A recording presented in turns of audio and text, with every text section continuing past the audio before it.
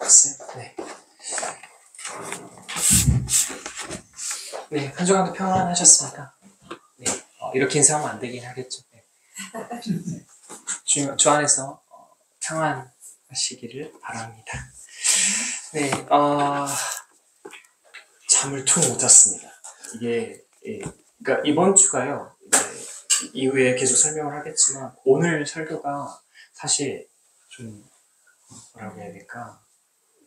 요한이 말하는 뉘앙스를 좀 잘 파악해야 되다 보니까 굉장히 좀 어렵고, 그래서 미리 좀 양해의 말씀을 구하는 게, 제가 표현을 쉽게 했어야 되는데 저조차도 계속해서 읽고 또 읽고 하다가 겨우 이거구나가 늦게 발견이 돼버려서, 사실 좀 오늘 제가 쓰는 단어나 투가 투박하고 좀 어려울 것 같아서 미리 죄송하고 양해의 말씀을 구하는 바입니다.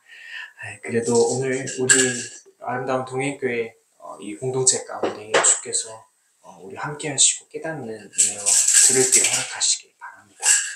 가보도록 하겠습니다. 네, 이제 우리는 서론, 네, 요한복음 어떻게 보면 프롤로그의 이제 핵심에 이제 도달하게 됐습니다. 어느덧. 네, 이렇게 해서 앞으로 과연 요한복음 다 볼 수 있을지는 잘 모르겠지만, 그러나 나름 이거를 전부 다 자세하게 볼 수는 없고 주요 부분들을 어떻게 잘 배분해서 봐볼까 하는 지금도 그런 고민들이 계속 있습니다. 그렇지만 일단 이번 주는요, 핵심인 이 요한복음 프롤로그의 핵심인 12절과 13절을 함께 읽었습니다. 근데 그 전에 같이 조금 이제 그 저번 주까지 5절을 봤고 6절부터 그 윗절인 11절까지를 잠깐 제가 간략하게 설명해드리고 넘어갈 건데요. 혹시 기억하시는지는 잘 모르겠습니다. 지금 1절, 5절은 저희가 살펴봤고요. 이런 것 구조가 교차 대칭 구조를 나타낸다고 제가 한번 설명을 드린 적이 있어요. 요한복음 프롤로그가 1절, 5절이 이제 그 프롤로그의 16절, 18절과 이 교차 대칭을 이루고, 또 그 뒤에 이어지는 6절, 8절이 15절이랑 이렇게 대칭을 이루고, 또 9절, 11절이 14절과 대칭을 이룬다고 제가 말했습니다. 각각의 구절들이 교차와 대칭을 가지는데, 그런데 그 중에 샌드위치인 그 가운데가 제가 핵심으로 말씀드렸는데, 그것이 바로 오늘 저희가 읽은 12절과 13절이 되는 겁니다. 이 12절과 제가 아까 말씀드렸다시피 앞서서 6절부터 좀 이렇게 풀어나간다고 했으니까요. 한번 좀 눈으로 6절 한번 쭉 올라가 보실까요? 6절부터 8절까지 한번 쭉 눈으로 보시면 누가 등장하냐면 세례 요한이 등장하거든요. 한번 저를 잠깐 봐주시겠어요? 그 세례 요한 하면 이제 요한복음에는 그게 나오질 않아요. 그런데 어디 보면 대략 그 마가복음이나 뭐 누가복음 이런 데 보면 이제 세례 요한에 대한 더 세부적인 묘사가 나오거든요. 대표적으로 어떻게 묘사하죠? 세례 요한에 대해서 혹시 들으신 거나? 그럴 줄 알고 제가 마가복음 1장 6절에 세례 요한은 낙타털옷을 입고 허리에 가죽띠를 띠고 메뚜기에 석청을 먹었더라 이렇게 말해요. 그러면 질문을 해봐야 돼요. 우리 유초등으로처럼. 왜냐하면 어떤 질문이냐면 왜 그렇게 했을까? 그러니까 왜 낙타털옷을 입었고 왜 가죽띠를 띠고 메뚜기에 석청을 먹었을까? 냐라는 겁니다. 세례 요한. 다른 좋은 것도 있고 다른 옷들도 있잖아요. 또는 그걸 입든 안 입든 간에 묘사를 안 할 수도 있는 건데 굳이 썼어요. 그걸 기록하고 있다는 말이에요. 왜일까요? 그래서 어떤 목사님들은 제가 어렸을 때 그런 분들도 들은 것 같아요. 부흥강사들의 목사님들 중에서는 그 웰빙 식단 들어보셨어요? 메뚜기가 석청을 먹었으니까 이게 웰빙 식단이다 이렇게도 말하고 그리고 제가 찾아봤어요. 낙타 토롯이 굉장히 지금도 비싸더라고요. 현 시가 400만 원이 넘어가더라고요. 실제로 있더라고요, 제품이. 그러니까 웰빙을 입고 명품 옷을 걸친 선지자 이런 의미에서 실제로 그렇게 설명하신 걸 제가 어릴 때 들었으니까 과연 그래서 그럴까요? 그런 것 같진 않아요. 오히려요 이렇게 말합니다. 마가복음 17장 12절 13절에 제가 그냥 쭉 읽어드릴게요. 한번 들어보세요. 뭐라고 이 마가복음은 증언하느냐면요. 마태복음입니다. 죄송합니다. 마태복음 17장 12절부터 13절 이렇게 증언합니다. 내가 너희에게 말하노니 예수님께서 말씀하세요. 엘리야가 이미 왔으되 사람들이 알지 못하고 임으로 대우하였도다. 인자도 이와 같이 그들에게 고난을 받으리라 하시니 그제서야 제자들이 예수께서 말씀하신 것이 세례 요한인 줄 깨달으니라 라고 말합니다. 마가복음이나 누가복음도 유사하게 이제 기록을 하고 있거든요.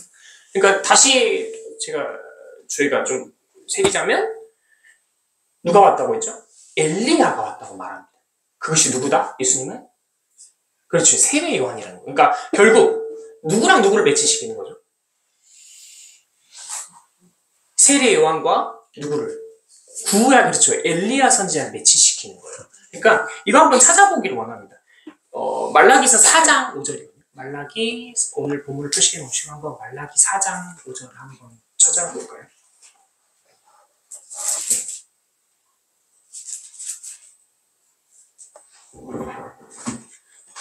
네, 말라기서 4장 5절 한 목소리로 한번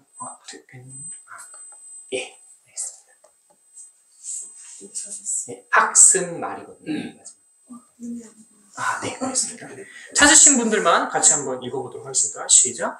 보라, 여호와의 크고 두려운 날이 이르기 전에 내가 선지자 엘리야를 너희에게 보내리니. 이거에 지금 신약의 인용이자 성취입니다.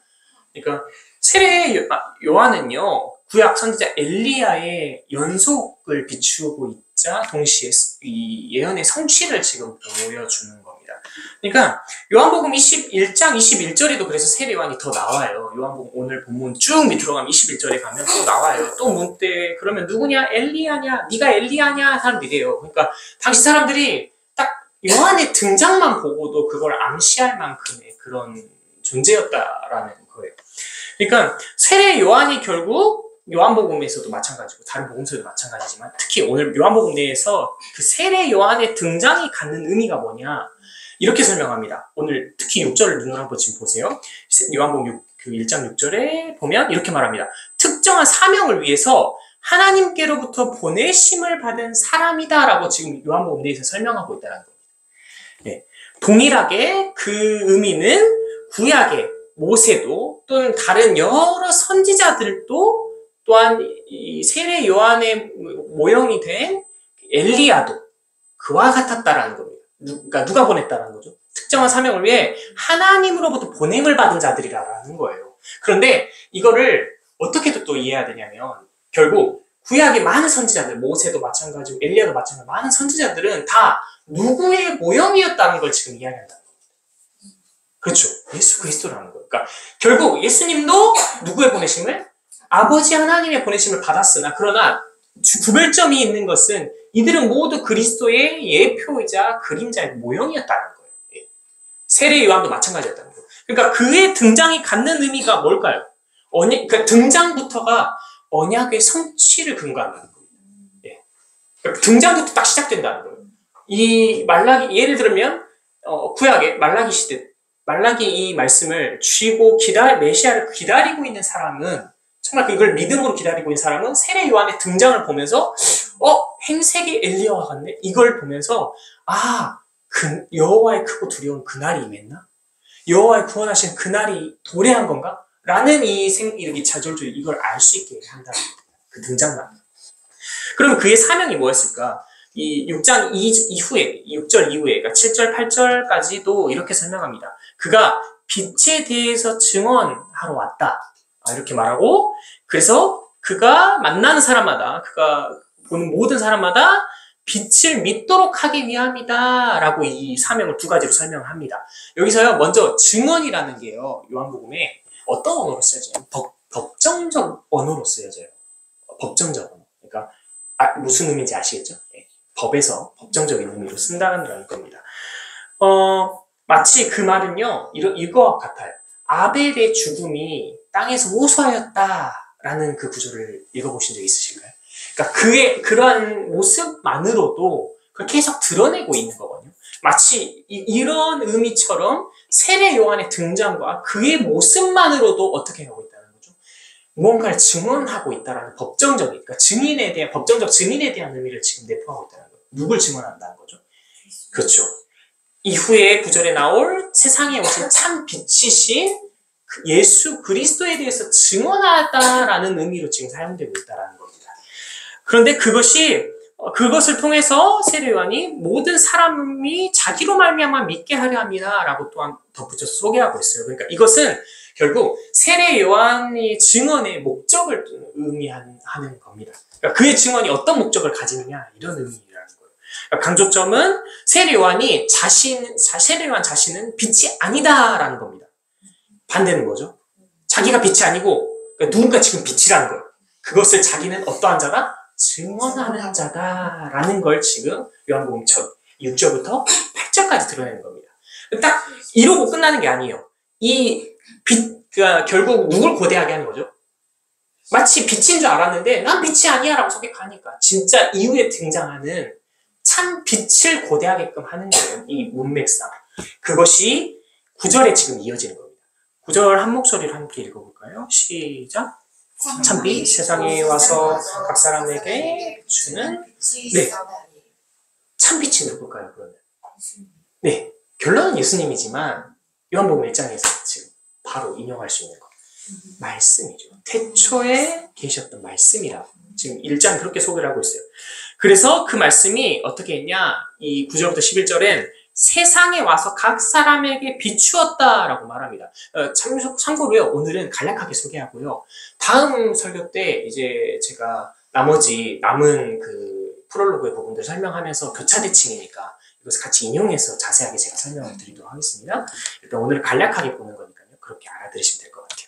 다시 설명하면 세상에 와서 각 사람의 그 빛이 비추셨는데 그러니까 이것은 말씀이신 그의 성육신을 의미하면서 동시에 그분의 이 땅에 강림하시고 성육신이 무엇을 보여줍니까? 하나님의 현현입니다. 그분이 하나님과 함께 계신 분이고 동시에 동일한 본질상 하나님이셨다. 하나님을 드러내어 나타내시고 계시하시고 보여주시는구나 라는 걸 지금 이렇게 표현하고 있는 겁니다. 그러나 이 구절은요 또 한 가지를 또 말해요. 뭐냐? 문제를 말합니다. 그게 뭐냐? 비추었는데 문제가 발생된다는 거예요. 그 문제가 뭐냐? 반응이 엇갈려진다라는 의미입니다.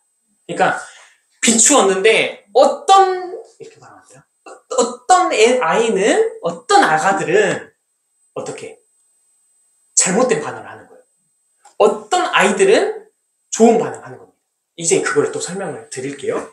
그러니까 그 빛에 대한 반응이 갈린다라는 걸 또한 이 구절이 내포를 하고 있어요. 그러면 조금 더 들어가 보면 이것도 규정을 해야 돼요. 세상이 뭘까요? 우리 그리스도인들이 자주 쓰는 말이잖아요. 세상, 하나님, 세상의 사람들과 같이 않게 해주시고 세상의 사람들처럼 그런 풍습과 문화를 따르지 않게 하시고 막 자기의 정결과 그거를 막 지키게 달라고 내가 기도도 할 때 있잖아요. 세상이 뭐냐는 거예요. 특히 제가 지금 말씀드린 맥락은 요한복음 내에서 세상은 뭘까요? 이게 지금 나와야 됩니다. 11절은요, 11절 뒤에서는 이렇게 설명해요. 자기 백성이라고 덧붙여서 이걸 설명하거든요. 그런데 우리는요, 이거를 세상에 대해서 조금 우리의 오늘날의 시선에서 많이 오해하고 왜곡시킵니다.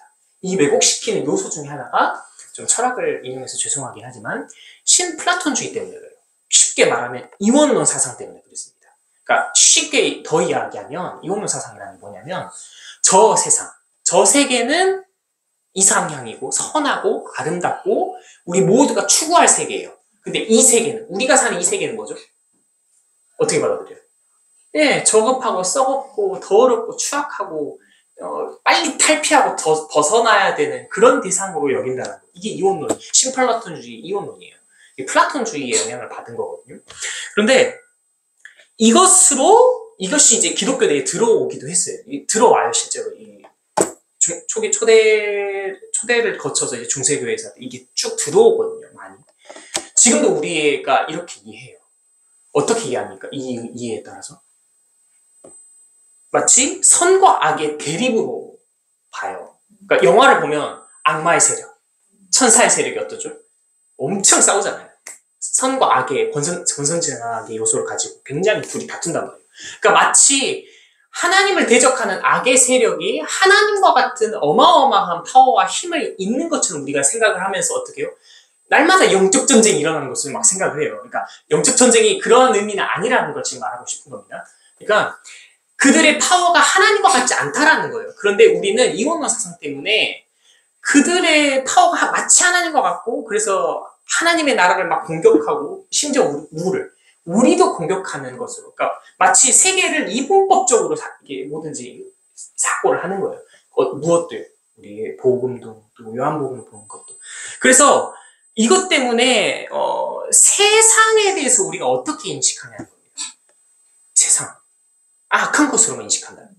악하고 저급하고 그러니까 마치 우리가 금욕적인 요소를 더해서 빨리 이 세상의 것을 벗어던져야 되고, 저 이상향인 어디입니까? 천국.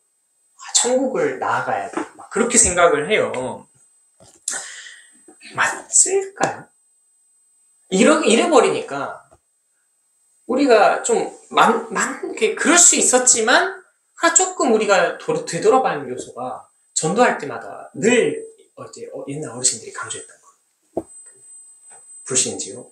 예수 천당. 그러니까 지옥과 천국이요. 그러니까 지옥과 천국만 강조될 수는 없어요.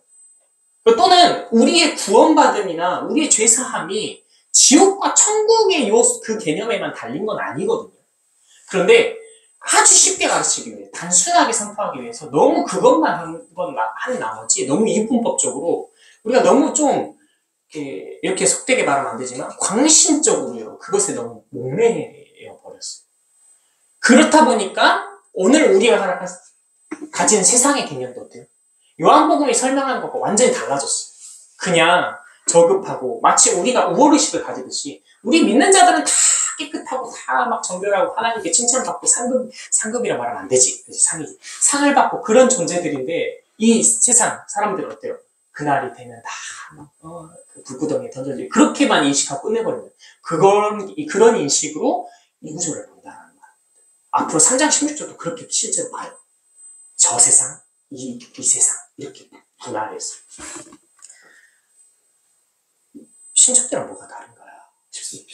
네, 신천지도 그런다면 가위바위보 해가지고, 프랑스는 누가 다스리지, 독일은 누가 다스리지, 저 구청은 누구 거냐, 이러고 있잖아요. 그들의 내세관과 우리가 달라야 해요. 그런데 뭐가 다를까요? 다시 돌아가 보면 요한복음의 세상은 무엇이냐는 겁니다. 중요한 건, 핵심은, 요한은요, 이러한 헬라적인 이원론적 사고, 이분법적 사고로 이것을 설명을 하지 않는다는 겁니다. 기억하십시오. 요한복음은 제가 설명하기 창세기적 암시를 담고 있다고 했습니다. 결국 요한 또한 세상을 설명할 때에 창조에 관한 것을 암시적으로 사용해서 설명하려 했다는 겁니다. 이분법적인 걸 설명하고 싶은 게 아니었다는 거예요. 그러면 무엇이냐?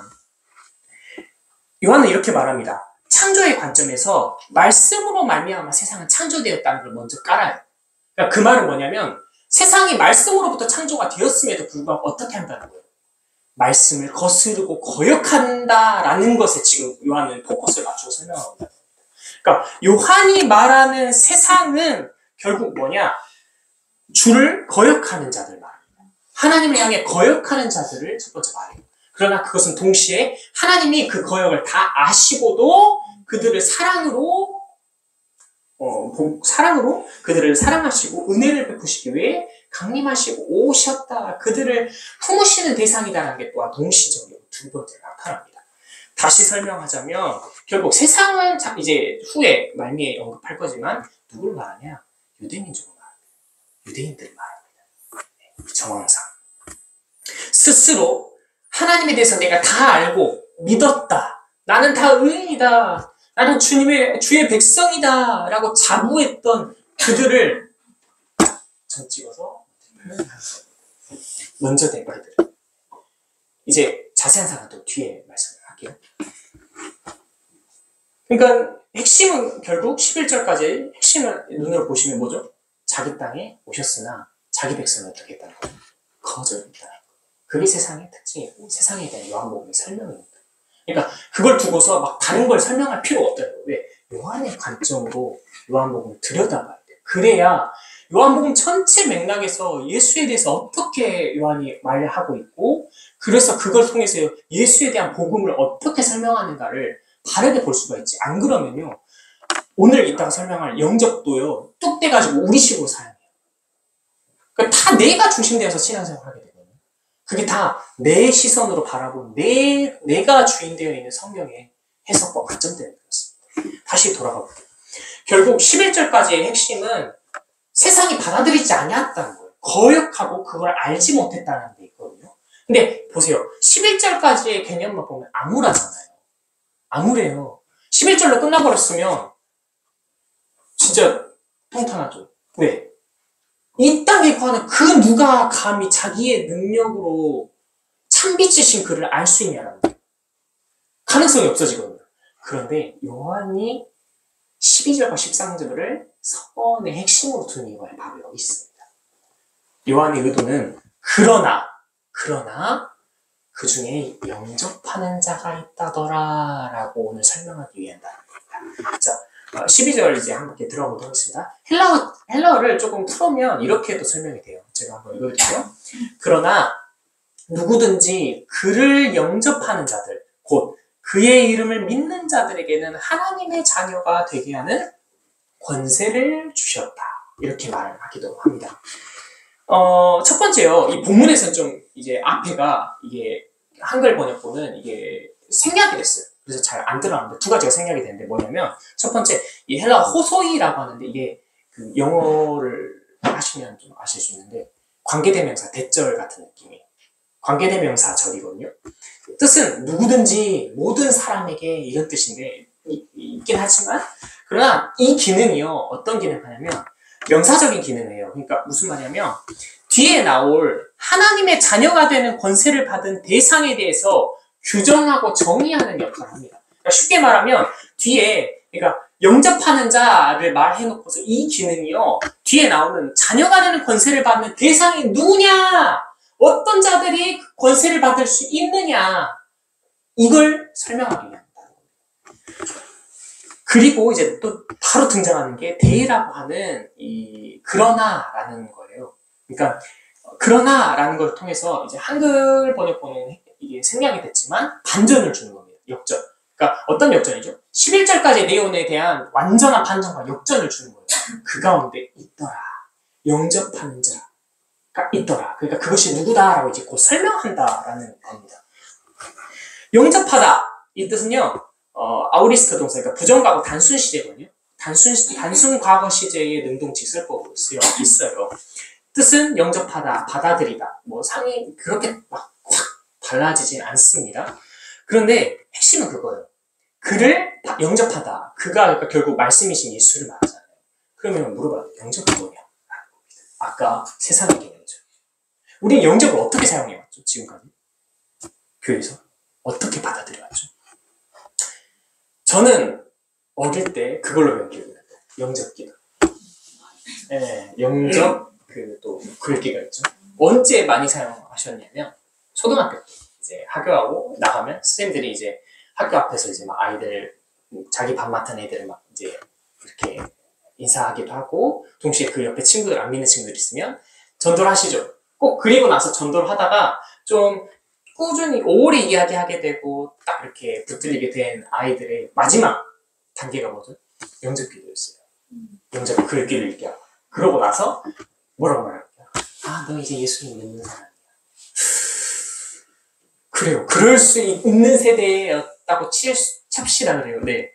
과연 그럼 지금 돌아보면 그 글귀를 읽는 것만으로 예수를 믿는 사람이야 라고 그 당시에 바로 그렇게 말할 수 있냐라는 거예요.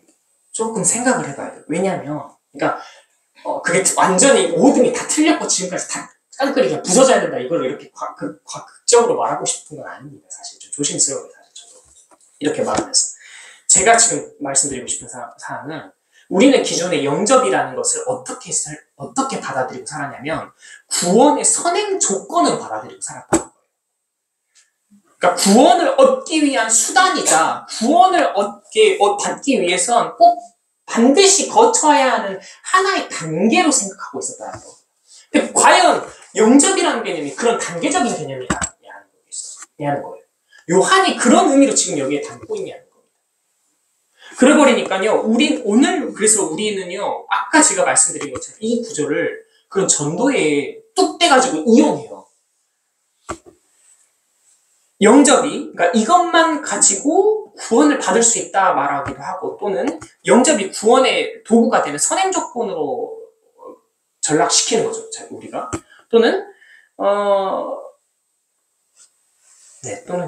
죄송합니다. 말 잘못했거든요. 그러니까 돌이켜보면, 과연 구원의 수단으로 전락할 수 있는가? 아닌 것 같아요. 그러나 잠시 이것에 대한 명확한 답을 내려드리면, 잠깐 내려두고, 조금 더 설명하고, 전체 이 12절을 전체를 함께 조금 제가 설명을 드리도록 할게요. 조금 더 해석을 나가볼게요. 아까 영접하는 자가 먼저 언급이 됐잖아요. 한글 성경은 영접하는 자, 그리고 곧 그 이름을 믿는 자들이라고 이었어요. 그런데 헬라어 문법상은요, 이렇게 이어지지 않고, 영접하는 자가 있고, 이건 문법상이니까. 영어도 한글 문법과 다르잖아요. 문법상 뭐가 나오냐면, 하나님의 자녀가 되는 권세를 주셨다라는 맥락이 딱 등장하고, 이 문장 말미에 곧 그 이름을 믿는 자들에게는 이라는 설명이 쭉 붙여져요. 이건 문법상의 일이니까. 그런데, 그 이름을 믿는 자들, 이게 현재 능동태 직설법입니다. 예. 그러니까 대상이 반복적이고 계속적이고 계속 습관적으로 쭉 나아가는 거예요. 이 믿는다라는 이 설명이. 이때 이 이름을이라는 것이 단순히 이름이라고 설명이 안 되고 이름 안에서라고 말합니다. 에이스, 예, 목적격. 그러니까 에이스토 오노마 이렇게 설명하는데 이름 안으로라고 하는 거예요. 이게 왜 제가 이렇게까지 계속 설명을 드리냐면 구구절절 요한복음이 제가 지금 설명드린 게 다 나와요, 앞으로. 그것도 단순히 나오는 게 아니라 계속해서 반복해서 나오거든요. 그러니까 반복하는 이유는 있는 거죠. 자기가 뭔가 계속 선포하기 위함이에요, 증언하고. 그러니까 앞으로 나올 거여서 제가 지금 말씀을 드리는 건데, 이름 안에서도 제가 설명을 드리는 이유가 요한복음 16장, 17장에 가면 내 이름으로 예수님께서 말씀하시는 거예요. 이게 단순히 이름이 아니라 내 이름 안에서 너희 하나 되어 내 이름 안에서 이렇게 설명해요. 마치 바울이 엔 크리스토스, 그리스도 안에서라고 설명하는 것과 굉장히 유사하게 이름 안에서라고 요한은 이렇게 표현해요. 이것을. 그러면 이 모든 종합해 볼게요. 자, 12절 뭘 설명할까? 첫 번째는요, 말씀을 세상은 거절하고 알지 못했지만 그러나 그들 중에 영접하는 자가 있었다라고 제가 아까 말씀을 드렸잖아요. 그렇게 설명하는데 이것이요, 요한은 어떻게 착안하냐면 구약에서부터 이것이 동일했다라고 설명해요. 어떻게요? 구약에서도 우리가 모습을 보면 특히 역대기서에 많이 나오잖아요. 왕이나 그 백성이 여호와의 길을 청종하지 않으면 순종하지 않으면 누굴 보내었고 선지자를 보내가지고 야 이것들아 너네들 잘못하고 있다, 너네들 뚝가 맞을래, 너네들 그러다 심판당한다, 너네들 하나님한테 혼난다 막 말해요. 얘네들이 선지자 말 들어요? 안 들어요. 안 듣고 더 막 나가요. 때로는 선지자를 죽이기도 하고 가두기도 하고 그래요. 그러나 어땠죠? 구약에도 그들 중에 그 선지자의 목소리를 듣는 자들도 있었다는 거예요. 그러니까 이걸 또 뭘 의미하냐면 늘 주님은 구약에서부터 지금까지 늘 언제나 주님은 그 가운데 알지 못하고 주님을 거역하는 그 세상 가운데에 자신의 목소리를 청종하고 자신 안에 들어오는 자들을 두셨다는 거예요. 그러니까 이것은 또 뭘 먼저 전제하냐면 주님이 먼저 오셨다. 주님이 먼저 그들을 택하셨다. 주님이 먼저 그들을 부르셨다라는 것이 전제한다는 거예요. 그러니까 먼저 인간의 측면에서 깨닫고 그것이 아니라 무엇이 먼저 강조가 되는 거죠? 하나님이 먼저 하셨다더라 라는 하나님의 주권이 먼저가 전제가 되는 거예요. 그래서 그 가운데 영접하는 자들, 믿음을 보이는 자들을 부르시고 어떻게 하셨다? 자기의 언약 백성을 삼으셨다는 거예요.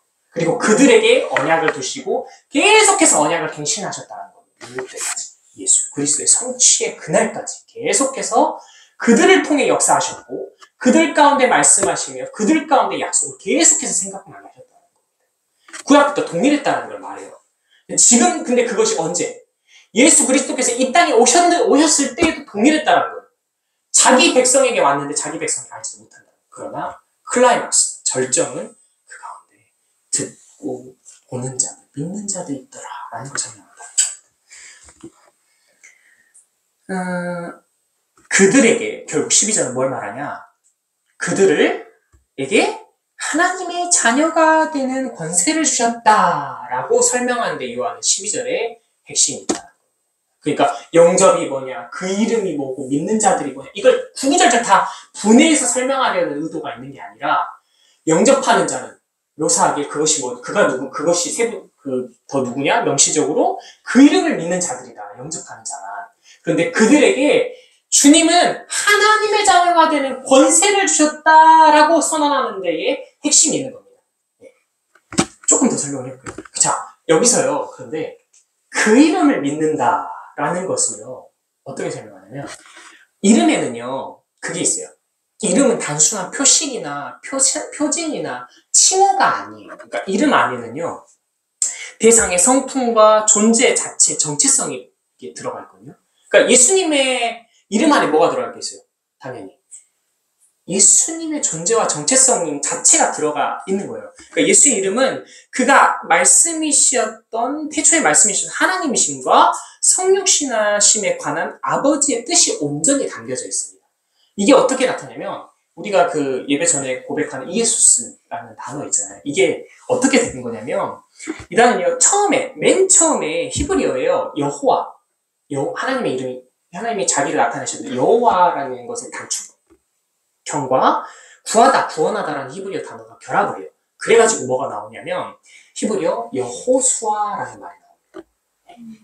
이게 단축형인데, 그 여호수아가 이제 히브리어 말 예슈아라는 것을 파생이 돼요. 이게 구원하다, 구출하다, 돕다라는 뜻이고요.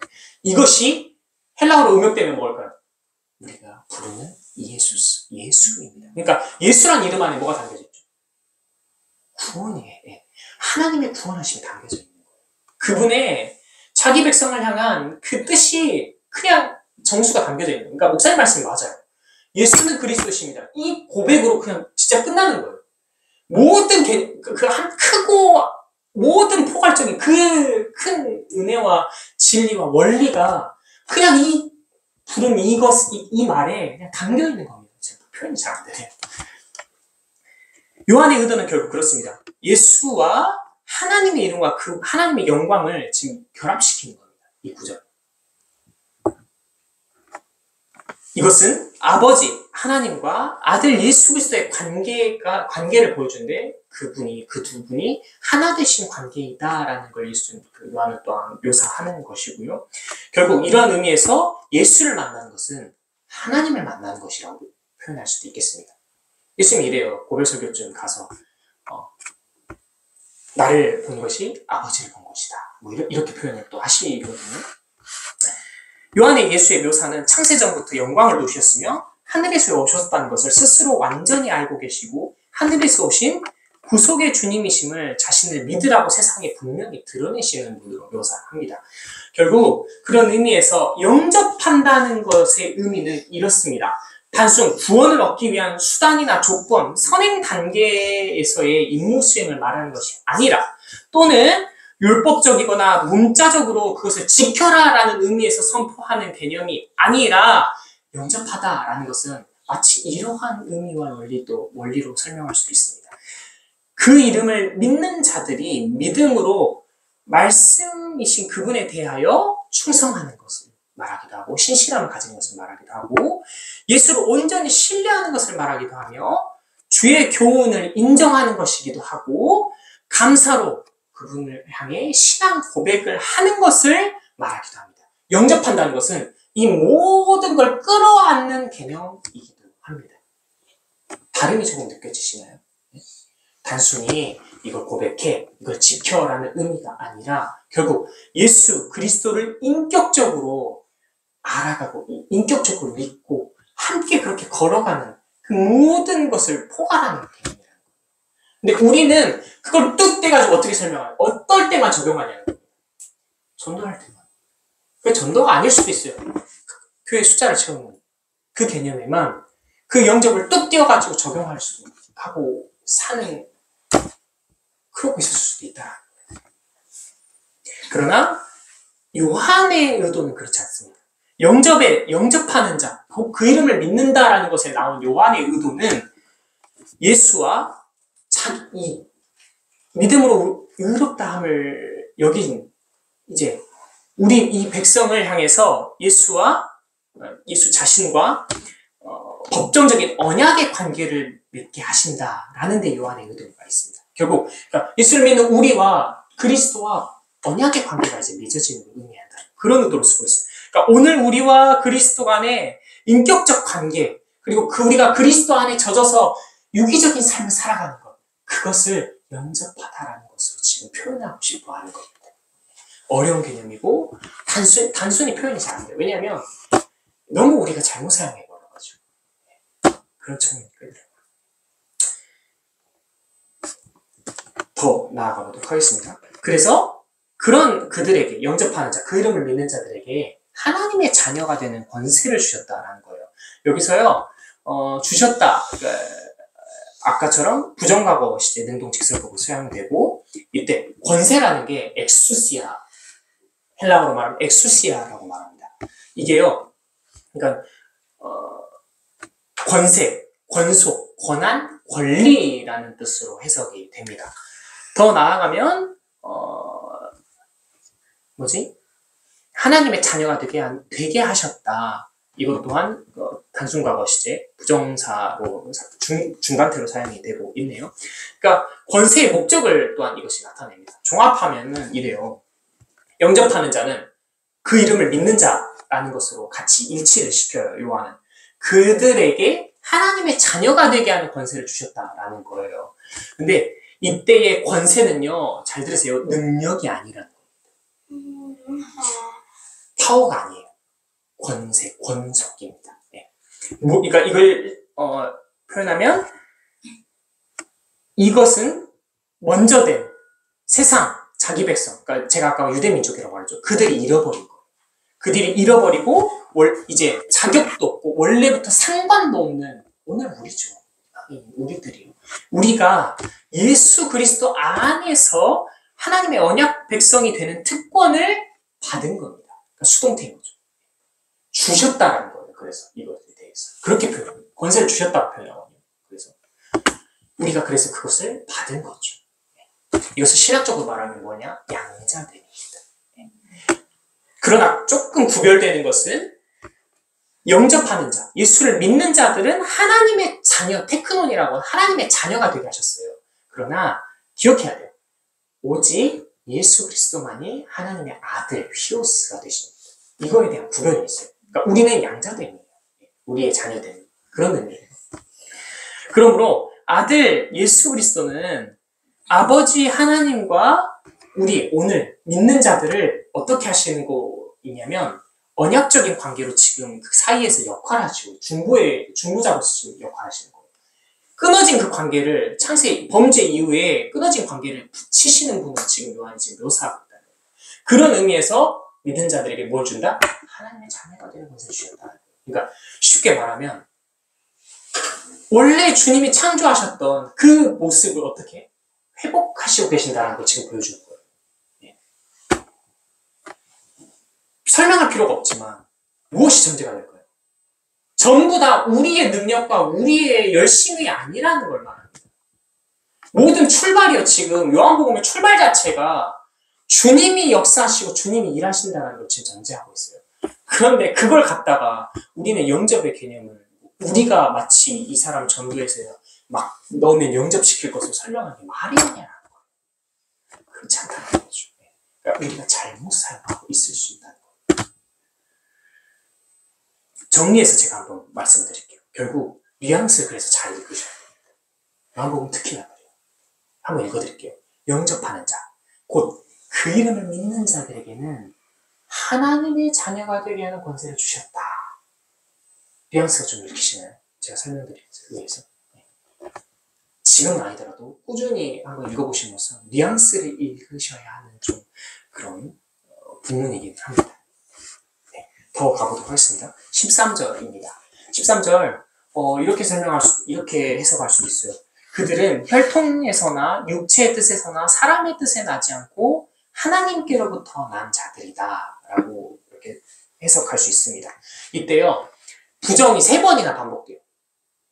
그러니까 한글 번역본은 혈통으로나 나 했지만 이게 부정이 혈통으로 나지 아니하였다, 육정으로 나지 아니하였다, 사람의 뜻으로 나지 아니하였다라고 부정문이 3번이나 반복됩니다. 그러고 나서 반대로 아르라고 해가지고 오히려 그러나 하나님께로부터 난 이들은 자들이다, 그렇게 설명하는 부분입니다. 혈통으로 나지 아니하였다 이전에 뭐가 지금 생략되냐면 호이라는 관계대명사가 생략이 됐어요. 이거에 또 역할을 합니다. 선행사를 수식하는 거예요. 그러니까 쉽게 말하면, 쉽게 말씀드릴게요. 시간이 좀 없어서. 뭘 말하냐면 윗절에 12절에 하나님의 자녀가 되게 하는 권세를 받은 이 사람들이 이제는 어떻게 태어난 존재들인가를 설명하기 위한 지금 역할을 한다는 겁니다. 13절에. 윗절에 대한 지금 수식과 설명을 지금 덧붙이는 거예요. 그러니까 하나님께 자녀가 되는 권세를 받은 자들이 육에 속한 자들이냐 하나님으로부터 난 자들이냐 이 말을 표현을 지금 설명하려고 한다는 거예요. 더 보면 혈통으로 나라고 하죠. 이거 신학적으로 뭐라고 말하면 자연적인 혈통을 말해요. 그러니까 피를 통하여서 생식관계잖아요. 성관계를 말하는데 생식관계를 통한 혈통을 말한다라는 거예요. 뭘 암시하죠? 이 표현이? 혹시 읽히시나요? 유대인이고요. 유대인. 혈통적으로 유대인이 되는 방법 2가지입니다. 모계 계통. 자기 어머니가 유대인이면 자기가 유대인이에요. 이게 태어나면서부터죠. 천부적인 거죠. 그런데 선천적인 거죠. 그런데 또 다른 게 있습니다. 계종이 있습니다. 이 계종은 1년의 과정을 가지는데 유대교 랍비의 법정 앞에서 율법이 정해놓은 절차나 절차를 공부하고, 그리고 또 뭘 해야 되냐면 찾아보니까 미크베 정결 의식이라고 해요. 그러니까 미크바라고 해서 요거 물로 이렇게 받는 그런 게 있더라고요. 이걸 거치고 또 남자들 뭘 해야 되냐면 할례를 받아야 돼. 이런 1년의 등등의 과정을 거친 이후에 정식으로 유대 교인이 되거든요. 그러니까 그들은 결국 하나님으로부터 난 자들, 하나님의 백성이라는 개념을 당시엔 어떻게 가지고 있었다는 거예요? 유대인이어야 그렇게 가지고 있었다는 거예요. 그러니까 당시 유대인들이 그래서 이렇게 가지고 있었던 거예요. 아브라함이 아브라함 자손이라고 했거든요. 자기들이 참 이스라엘이라고 여기면서 살아갔어요. 그런데 13절에 선언이 이렇게 말하면 혈통으로 나지 아니했다는 거예요. 그러니까 너희들이 생각하는 진짜 눈에 보여지는 피로 인한 혈통, 유대인 모계를 따른 그것이나 또는 유대 개종한 그것을 따르는 그것으로는 뭐가 아니다라는 거예요. 아브라함의 자손이라 할 수 없다라는 겁니다. 참 이스라엘이 아니다라고 지금 선언하고 있는 거예요. 조금 더 가보겠습니다. 그 뒤에 뭐라고 말하냐면 육정으로나라고 설명을 했는데 이것이 인간적인 결정을 말해요. 인간적인 결정, 육신의 뜻을 말합니다. 그러니까 성적인 욕망의 산물도 아니다라는 말이에요. 무엇이? 하나님의 자녀가 되는 권세를 받은 자들이 거기에 속한 자들이 아니다라고 선언한다는 거예요. 더 나가보겠습니다. 마지막에 사람의 뜻이라는데 이게 사람이 아니에요. 원래 원어를 보면 남자를 말합니다. 그러니까 남편을 말해요. 남편의 뜻으로 이런 표현이거든요. 사실. 그러니까 무슨 말이냐면 관계에 있어서 주도권을 누가 가져가죠? 남자가 가져간다는 걸 지금 전제하는 당시의 표현이에요. 그런데 그것으로도 그들은 속해 있지 않다라는 겁니다. 여러분 그럼 이상해야죠. 왜? 이상함을 당연히 느끼셔야 돼요. 어떤 부분에서냐면 우리는 어떻게 났죠? 그래요. 그런데 아니래요. 그리스도 안에 있는 자들이 우리가 이제는 더 이상 육체에 속하지 않았다고 지금 말한다는 거예요. 이해가 안 되죠. 이해가 안 되는 게 정상이어야 됩니다. 이걸 누가 대변하냐면 니고데모가 대변합니다. 3장에 가면. 그러니까 요한복음은 그래서 거기까지 딱 끊고 뒤에 이제 13절에 뭐라고 말하냐면 새로운 출생을 이야기합니다. 위로부터의 출생, 하나님으로부터 그들이 났다라고 말합니다. 그러니까 신학적으로는 이걸 거듭남이라고 해서 말하고, 그 전제는 하나님의 전적인 절대 주권이 있다, 이렇게 신학적으로 표현하긴 하는데, 좀 요한복음 의미에서 더 살펴볼게요. 오늘은 우리는 그래서 문제가 이 구절을 이해를 못해요. 그리고 또 12절의 맥락에서 잘 설명하다가 갑자기 혈통, 육정, 그게 아니다. 하나님으로부터 태어난 새로운 출생은 또 뭐고, 위로부터 난다는 것도 뭐지? 이해가 진짜 안 돼요. 그래서요, 우리도 니고데모랑 똑같습니다. 3장에서 니고데모도 그게 이해가 안 돼가지고, 예수님한테 그래요. 예수님 막 설명하는데, 물과 성령은 하잖아요. 막 이 표현하는데, 뭐라고 말합니까? 우리가 알듯이. 어떻게 한 번 났는데 또 도로 들어가가지고 2번 날 수 있습니까? 그러니까 헛소리를 하는 거예요. 이해를 못하니까. 근데 니고데모가 바보가 아니에요. 사내들인 공의 의원으로서 굉장한 학식과 지식을 겸비한 사람이거든요. 그런데 동문서답합니다. 우리가 이와 같습니다. 우리가 이걸 이해를 못해요. 왜 이해 못할까요? 우리가 오늘 말씀 결론인데요. 우리가 영접을 오해해요. 곡해시킵니다. 그러니까 아까 말씀드렸듯이 영접기도 같은 개념으로 조건적이고 선행적인 단계로 이해를 해버려요. 그래서요, 영접은, 이 구절은 우리에게 수단과 결과로 전락하고, 그래서 우리의 현 실태 목적은 금은보화가 그렇게 널려있는 천국에 가는 게 우리의 목적이 되는 겁니다. 그래서 이걸 이해를 못해요. 우리에게 생명, 영생, 이게 바른 의미가 우리에게 다가오는 게 중요한 게 아니라, 그냥 우리가 지금 가지지 못한 금은보화가 널린 저 천국에 가는 게 우리 꿈이니까. 이상이라고요. 오늘날 또 어떻습니까? 영접을 어떻게 설명합니까? 마음에 모셔들으라라고 설명해요. 근데 그 마음에 모셔달라라 하면서 뭘 이렇게 가르치거든요. 그게 뭡니까? 감정적 요소를 말해요. 그러니까 영접의 개념을 감정적 요소로만 제한시키는 거거든요. 그러니까 우리는 지극히 신앙생활이 본능과 감정에 충실하게 됩니다. 그러니까 그게 신앙생활이 아니에요. 그냥 종교생활이지. 내가 원하는, 내가 그냥 이끌리는 대로 살아가는 거예요. 영접을 그렇게 대합니다. 그뿐만 아니라 어떤 경우는요, 영접이라는 개념을 그리스도인들이 이렇게 이야기를 합니다. 신접함. 빙으로도 이해하기도 해요. 마치 내가 막 구구절절 주님 오십시오 해가지고 그 신이 딱 내 안에 임하는 것처럼 영접을 받아들일 때도 있다는 거. 그 뭘까요? 그 의미가. 저 위에 계신, 저 하나님 보좌 우편에 계신 그분을 끌어내려서 내 도구로 삼고 싶은 욕심인 거예요. 내 욕심인 거예요. 네. 내가 유익한 대로, 내 논리대로 그분의 이용하고 싶은 거예요. 그러니까 단적인 말이 뭡니까? 하나님의 뜻입니다. 그러고 살아가잖아요, 우리가.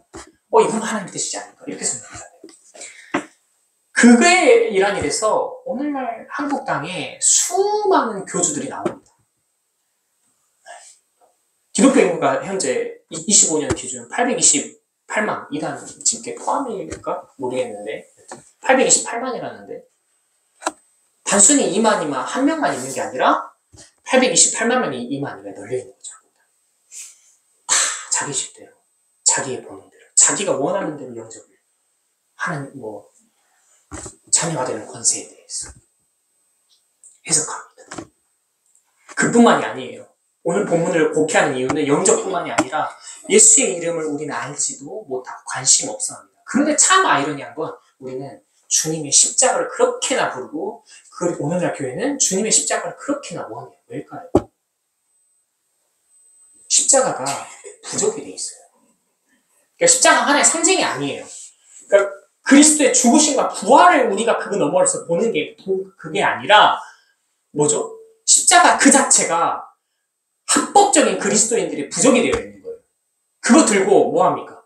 은사주의신 분들 귀신 쫓는다 말하고 방언 막 열심히 심취하시는 분들 그것만 심취해서 하시잖아요. 그러한 도구로 우리가 전락시켜버려요.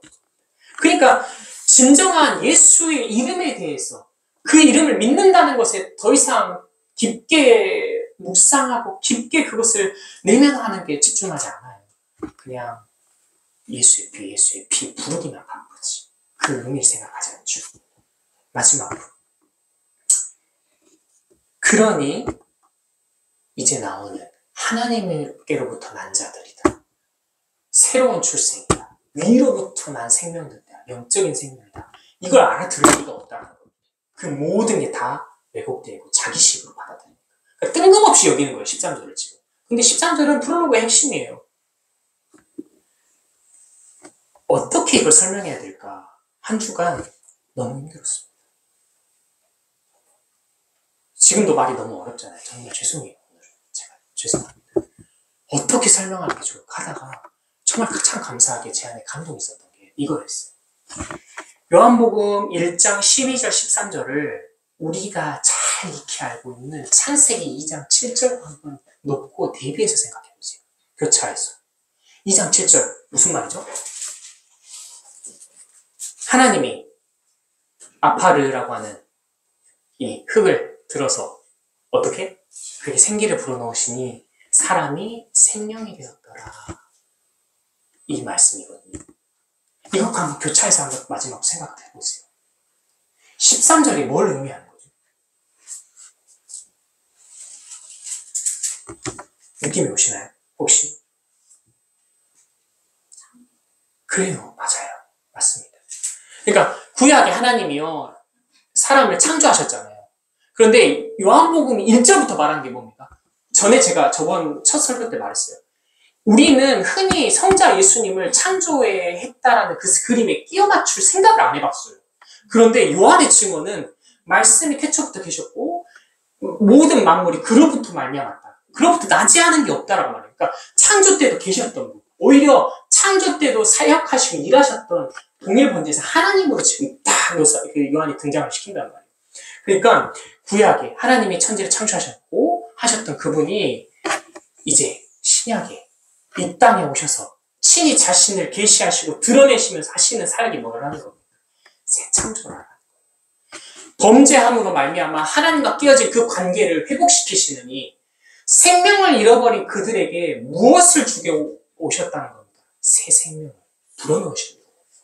오신 분으로 지금 요한이 묘사한다.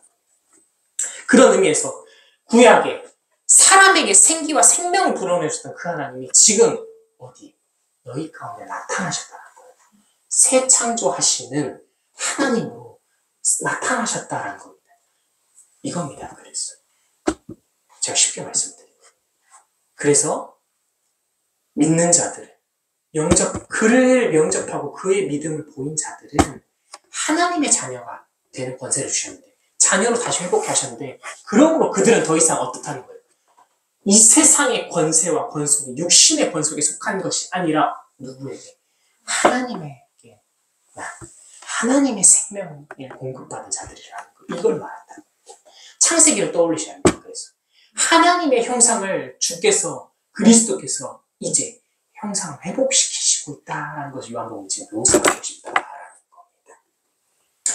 이 언약은요 범죄 후에 창세기 3장 15절 여인의 후손에 대한 언약으로 갱신이 한번 돼요. 그것이 이제 신약의 그리스도로 말미암아 성취되고 완성되는 걸 지금 요한이 말하고 있습니다.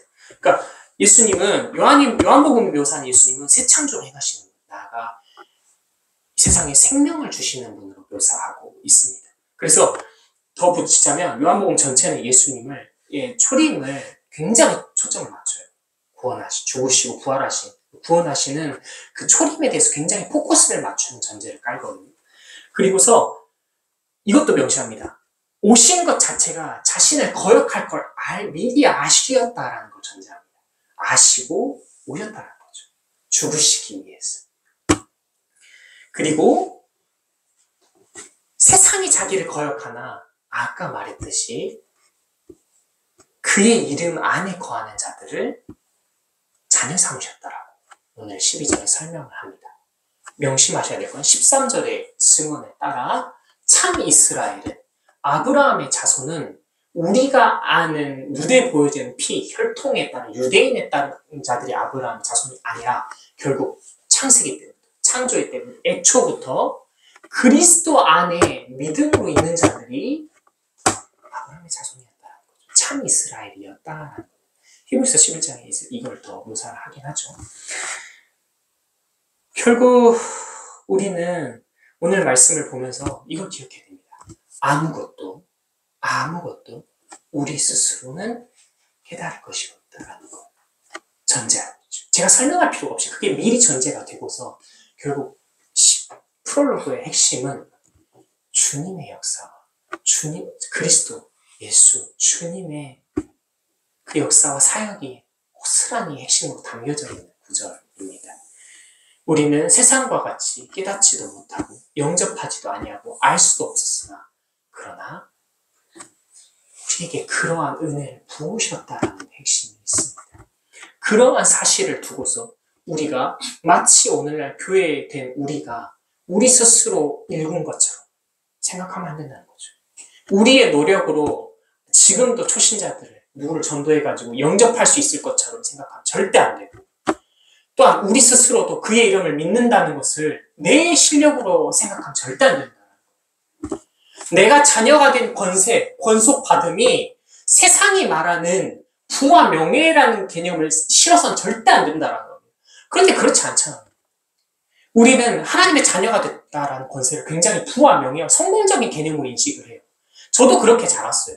저 때 베스트셀러가 뭔지 아세요? 다니엘 학습법이었어요. 하나님의 백성들이 교회에서 자라나가지고 유능한 사람을 자라서 큰 대학에 가고 큰 인물이 돼가지고 그들이 사회를 발전시키고 변혁시킬 거예요. 근데 어떻게 됐어요? 다 자기 욕심대로 불러갔단 말이에요. 요한복음이 증언하는 대로 세상, 자기 백성이 그를 알아보지 못하는 행색처럼 똑같이 반복돼서 그러니까 그런 분들이 그렇게 살아갔다는 거예요. 그런 분들을 탓할 게 아니에요. 오늘 우리는 어떠냐는 겁니다.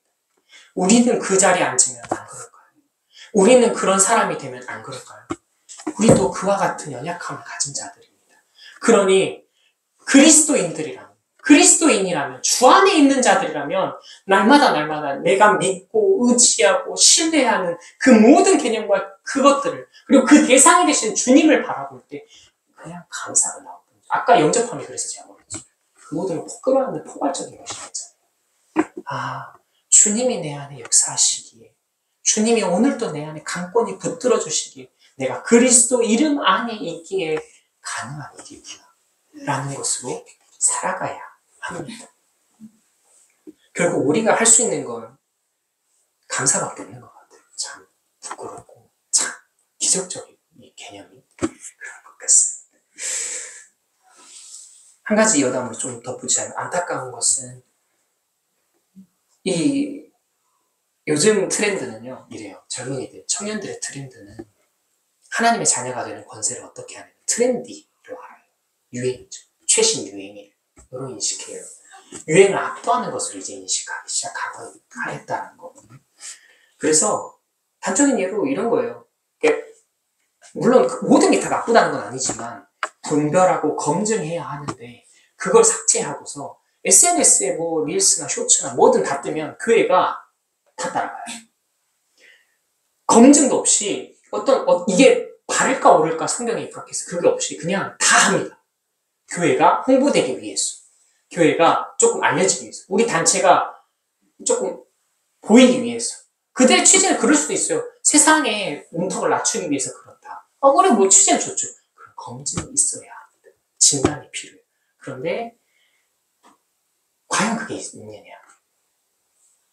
오히려 우리는 그 트렌디함을 하나님의 자녀가 되는 권세를 받은 것으로 생각해버린다면 오늘날 문제가 생기죠. 그게 하나님의 자녀가 되는 권세를 받은 게 아닌데. 그렇죠. 우리의 자녀들과 우리의 청년들에게 참 은혜가 필요합니다. 동시에 우리에게도 깨닫게 하시고 인도하시는 은혜가 필요합니다. 이를 기억하시면서 함께 말씀 기억하시면 함께 기도하게 했으면 좋겠습니다. 주님 누구를 탓하겠습니까? 또 저 사람이 나쁘다고 해서 저런 세대가 이 모든 진리를 깨닫지 못하다고 해서 악한 자들이고 다 이렇게 멸시하고 우리가 탓할 것입니다. 아닙니다, 주님. 우리도 그렇습니다. 우리도 영적 뭐 하나하나의 세세한 개념을 다 알기에 우리의 지혜가 부족합니다. 주님, 그들에게도 마찬가지입니다. 우리에게 은혜를 부으셨던 것처럼 이 세대, 우리의 자녀들과 청년들에게도 동시에 주님이 깨닫게 하시고 다가오시는 은혜가 필요합니다. 오늘날 교회 가운데 함께 해주십시오. 이 은혜를 부어주십시오. 나에게도 부어주시고 매일의 우리 이후에 매일의 삶을 살아갈 때에도 주님, 내가 그리스도 안에서 주님의 것과 주님의 생명을 공급해달라. 그것을 먹게 해달라고 함께 기도하시고 마무리하도록 기도하시겠습니다.